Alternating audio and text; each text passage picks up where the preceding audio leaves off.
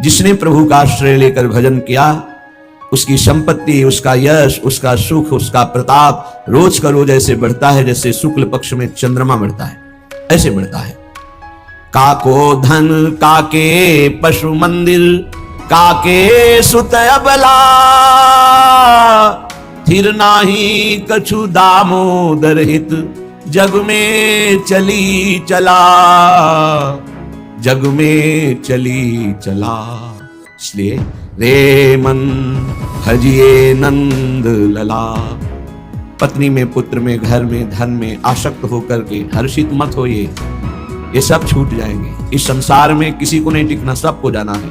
इसलिए हे भाई, उद्दंडता नहीं, मनमानी आचरण नहीं, प्रभु का आश्रय लेकर धर्म आचरण करते हुए नाम जप करो, जीवन का परम मंगल हो जाएगा।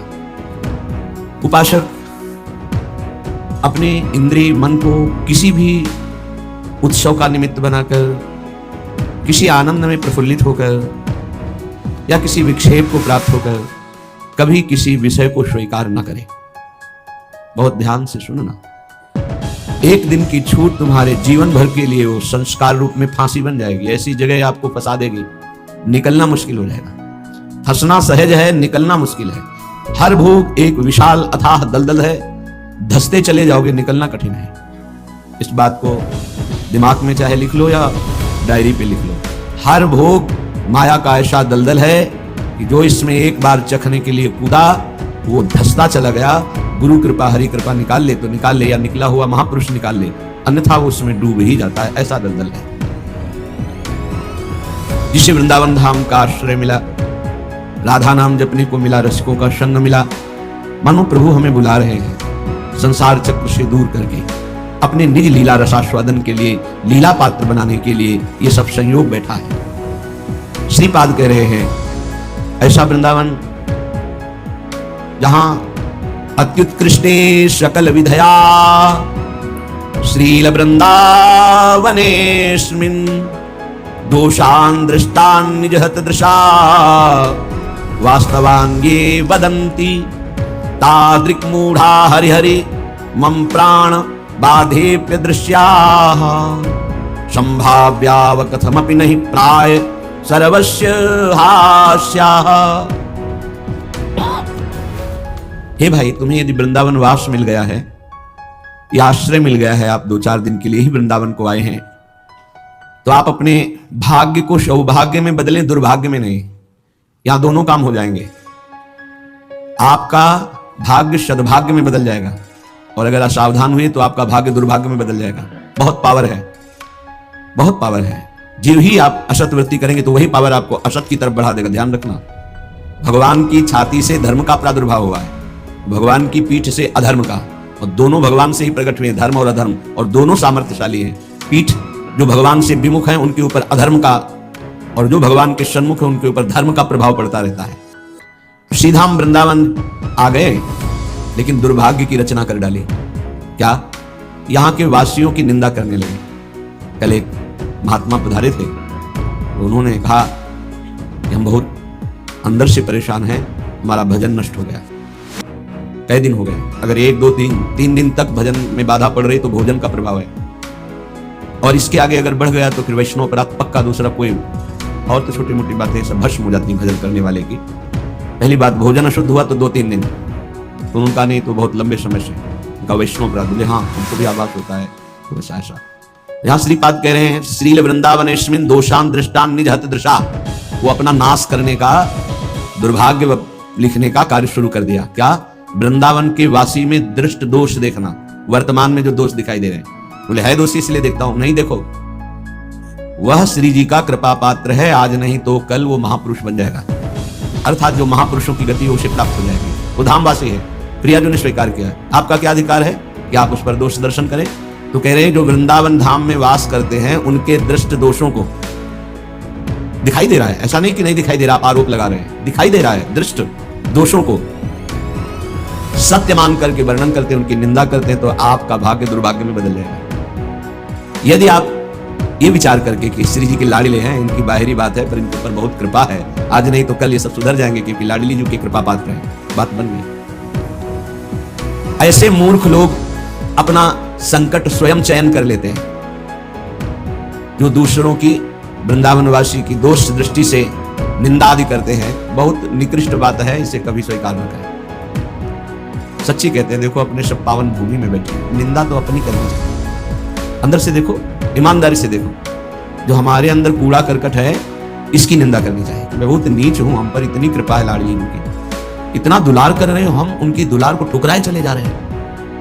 वो कह रहे हैं दाहिने चलो, हम बाएं बढ़ते चले जा रहे हैं, पर वो कृपा ही करती जा रही है। हम कभी एकांत में बैठकर नहीं रोए मैं कितना नीच अपराधी हूं कि अपने इतने करुणा में स्वामी का विरोध कर रहा हूं, उनके विरुद्ध चल रहा हूं, जबकि प्रतिकूल से विसर्जनम, बिल्कुल विसर्जन कर देना, आज के बाद कोई गलती नहीं होगी, पर हम गलती पे गलती करे जा रहे हैं। श्री जी इस बार माफ कर दो, आगे से फिर किया, श्री जी इस बार माफ कर दो, फिर वही वो माफ करती चली जा रही है। हमसे गलती होती थी। जब हम ये देखेंगे तो हम दूसरे को देखने लायक ही नहीं, हम क्या दूसरे को देखें, हम अच्छे हो तो दूसरे को देखें, और जब सच्चाई में तुम अच्छे हो जाओगे तो दूसरे के दोष नहीं दिखाई देंगे, सब में अपने प्रभु दिखाई देंगे। इसलिए श्रीपाद कह रहे मूर्ख लोग अपने संकट को बुलाते हैं, संकट का निर्माण करते हैं। ये बहुत भयावह बात है कि किसी वैष्णव या किसी वृंदावनवासी की निंदा बिल्कुल भूल कर मत करना। ये ब्रजवासी जन भगवान के लाडले हैं।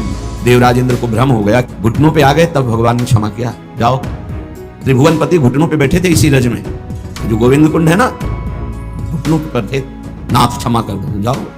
ऐसा अहंकार मत करो कि तुम्हारे द्वारा पूरी सृष्टि चल रही है। ये ब्रजवासी हमारे प्राण हैं, अगर इनको कोई संकट तो फिर हम उसको महासंकट में डाल देंगे।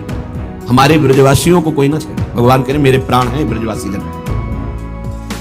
देवराजेंद्र से ज्यादा नाराज नहीं हुए, कारण जानते हो, किया तो उपद्रव ब्रजवासियों को पीड़ा देने का, लेकिन सब ब्रजवासी एक साथ बैठ कर दिए ना, तो लालजू ने थोड़ा तो उन पर शासन किया, फिर कृपा कर दी, लेकिन ब्रह्मा जी के ऊपर कृपा नहीं की, क्योंकि अलग कर दिया। ये उपद्रव किए पर सबको इकट्ठा कर दिया, इसलिए ज्यादा इनको पढ़ के देख लेना, ज्यादा नहीं, बस इतना कहा तुम देवराज हो, सत्वगुणी हो, अहंकार मत किया करो। लेकिन ब्रह्मा जी तो कांप के चले ही गए, भगवान मुस्कुराए नहीं, क्यों? ब्रजवासियों को अलग कर दिया, तुम ब्रह्मलोक में मायामयी सैया पे सुला दिया, हमारे प्राण प्यारे ब्रजवासियों का अपराध करते हो। तो आज तक ब्रह्मा जी का प्रवेश नहीं ब्रज में, बात समझ लो। वो मूर्ख हैं जो वृंदावन या ब्रजवासी जो वास कर रहे हैं उनके प्रति दोष दृष्टि करें। 12 वर्ष में तो सिद्ध हो जाता है, 21 वर्ष में क्यों नहीं परिवर्तन हुआ?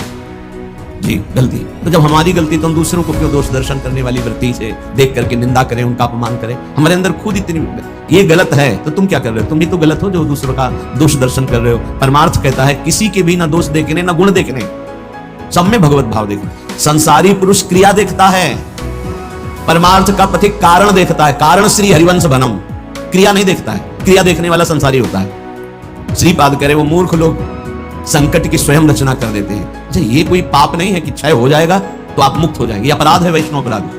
ये तभी क्षय होगा जिस वैष्णव से अपराध बना है उससे क्षमा याचना हो जाए, नहीं तो, या फिर आपको पता नहीं तो गुरुदेव क्षमा कर दे, जाओ कोई अपराध नहीं, तो अखंड मंडलाकारम व्याप्तम इन चराचरम, गुरुदेव सब में व्याप्त है, हर अपराध क्षमा कर सकते हो। गुरुदेव अगर कहते जाओ कोई अपराध नहीं तो कोई अपराध नहीं। गुरु महिमा बहुत बड़ी है, मंत्र मूलम गुरु वाक्य मोक्ष मूलम गुरु कृपा। हर अपराध से मुक्ति के लिए गुरुदेव है। गुरुदेव मुझे पता नहीं क्या अपराध बन गया लेकिन है कोई अपराध, क्षमा कर दो। उन्होंने कहा जाओ कोई अपराध नहीं तो पूरी सृष्टि का अपराध क्षमा हो जाएगा। गुरुदेव में ऐसी सामर्थ्य, वो भगवान का साक्षात कृपा वपु है। कभी किसी को ऐसा महसूस हो तो अपने गुरुदेव भगवान से क्षमा मांग ले। अगर नहीं पता चलता कि किस वैष्णव का अपराध बना है तो गुरुदेव से क्षमा मांग ले।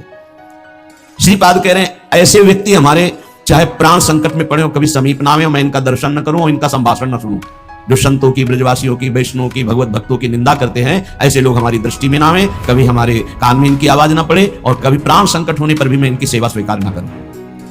क्योंकि ऐसे लोगों का विषय सेवन करना, दिया हुआ भोजन पाना या उनके पास बैठना या उनकी दर्शन करना, इस सारे साधन को हास्यास्पद बना देते हैं, उपहास योग, अर्थात कुछ नहीं रह जाता जो ऐसे लोगों का संग करते। अपराध नहीं, निंदा नहीं होनी चाहिए, बहुत सावधान। पूज्य श्री चंद्रशेखर बाबा जी महाराज वो कहते थे कि ब्रजरज, ब्रजलता और ब्रजवासी इन तीन से श्रद्धा बिगड़ गई तो बात तुम्हारी बनेगी नहीं।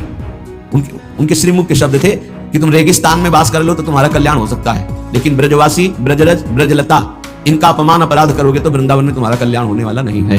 वो डायरी में लिखा हुआ पूज्य चंद्रशेखर बाबा जी महाराज, वे भी 25 वर्ष पहले की बात, प्रारंभ में ही दर्शन के लिए। यहां श्रीपाद कह रहे हैं ऐसे मूर्ख लोग अपने संकट का स्वयं निर्माण कर लेते हैं। किसी भी विषय में क्यों ना हो, जो वृंदावन वासियों की निंदा करते हैं उनका मैं दर्शन न करूं, कभी संभाषण न करूं, कभी दिया हुआ कोई पदार्थ या विषय सेवन न करूं। उपासक को सावधान रहना चाहिए। अपना काम बनाने आयो कि तुम यहां सृष्टि सुधारने आयो। देखो तुम्हें पक्की बात बता दे, भगवान भी पूरी सृष्टि को नहीं सुधारे, जब अवतार लिया तो जो भगवान की शरण में हुए, सन्मुख हुए, उन्हीं का उद्धार हुआ। ध्यान रखना, चाहे काम से, चाहे द्वेष से, चाहे राग से, चाहे भक्ति से, कैसे भी अवतार के समय जो भगवान से जुड़े वो परम पद को प्राप्त हुए। भगवान के अवतार के समय हम लोग भी होंगे, कीड़ा मकोड़ा, दीमक, चींटी चीटा जो बने होंगे, तो हमारा उद्धार नहीं हुआ। जो सन्मुख हुए, नाम जप किया, उन्हीं का उद्धार हुआ। ये बात पक्की समझ लो। तो भगवान अवतार लेकर के जगत मंगल के लिए आए, पर जो भगवान की शरण में हुए, सन्मुख हुए, उन्हीं का कल्याण। तो आज भी भगवान है, उनका नाम है, उनका रूप है, उनकी लीला है, ये उनका धाम है। जो सन्मुख होंगे, ठीक से चलेंगे, वो भगवान को प्राप्त होंगे। बहुत भय देने वाला प्रसंग है आगे का। महाप्रभु चैतन्य देव श्री रघुनाथ दास गोस्वामी जी के ऊपर अपार कृपा की, तो बहुत ही वैराग्यपूर्ण जीवन आपने कल सुना। ये भगवान ऋषभ देव जी अपने पुत्रों को उपदेश कर रहे हैं। उसी श्लोक को महाप्रभु ने कहा कि गुरुर् न सास्यात् स्वजनो न सास्यात् पिता न सास्यात् जननी न सास्यात् दैवं न तत्स्यान्न पतिश्च सास्यान् नमो चैद्या समुपेत मृत्युम। वो गुरु नहीं है जो अपने शिष्य को भगवत प्राप्ति न करा दे, मृत्यु के पास से छुड़ाकर अमर पद न प्रदान कर दे। वो गुरु नहीं। गुरुर् न सास्यात्, वो कैसा गुरु जो अपने शिष्य को भगवत प्राप्ति न करा दे। वो कुटुंबी स्वजन नहीं है जो भगवान के भजन में न लगा दे। अगर भगवान का भजन नहीं करने देता तो जाके प्रिय न राम वैदेही तजिए ताहि कोटि बैरी सम जद्यप परम स्नेही। वही कुटुंबी है जो भगवान के भजन में लगा, जो भगवान के भजन में विघ्न पैदा कर दे, भगवान में ना लगने दे। वो हमारा कुटुंबी नहीं, वो हमारा स्वजन नहीं, वो हमारा करोड़ों वैरियों के समान है। पिता न सास्यात्, वो पिता नहीं है जो मुझे भगवान के मार्ग में ना बढ़ाए, बढ़ने से रोक दे। वो पिता नहीं। ये बड़ी उत्तम उपदेश वृत्ति भगवान ईश्वर। वही पिता है जो अपने पुत्र को भगवत प्राप्ति करा दे। सास्यात् जननी, वही मां है जो भगवान के चरणारविंद में अपने पुत्र की वृत्ति बढ़ावे। लेकिन आजकल तो माता पिता बालक को वही सिखाते हैं जिससे उदर भर जाए, 3 बार पेट भर जाए, अच्छे कपड़े पहन लो, खूब भोग भोगने को मिले, यही शिक्षा है। इतने केवल लक्ष्य है। कह रहे सास्यात् जननी न सास्यात्, वो पिता नहीं, वो माता नहीं जो भगवान की प्राप्ति कराने का उपदेश न करे, नाम जपने का उपदेश न करे, वो नहीं है माता पिता। दैवम न तत्स्यान्न, यद्यपि दैव बड़ा माना जाता है, पर वो दैव किस काम का जो हमें भगवान का भजन ना करने दे, विमुख कर दे। और सही बतावे, दैव कुछ है ही नहीं, हमारे कर्म ही हमारे दैव हैं। मानव जीवन मिला है इस दैव वाली बात को व्यर्थ कर देने के लिए। भजन करो इतना डट के, हर प्रारब्ध क्षीण हो जाए, हर कर्म भस्म हो जाए। दैव आलसी तुम्हारा, खूब नाम लो। कह रहे वो पानी ग्रहण करने वाला पति नहीं है जो श्री कृष्ण की प्राप्ति करने में बाधा पहुंचा दे। जो श्री कृष्ण की प्राप्ति कराने का सहयोग दे वही पति है। जो संसार से मेरे को मुक्त करेगा वही गुरु, वही पिता, वही माता, वही भाई, वही स्वजन, वही पति, वही संबंधी, अन्यथा नहीं। बहुत हृदय संभाल करके सुनिए। निष्किंचनस्य भगवद भजनोन्मुखस्य पारं परम जिगमिशोर भवसागरस्य संदर्शनम विषयिणामथ योषितांच आहंत हंत विषभक्षणमतोप्य साधु।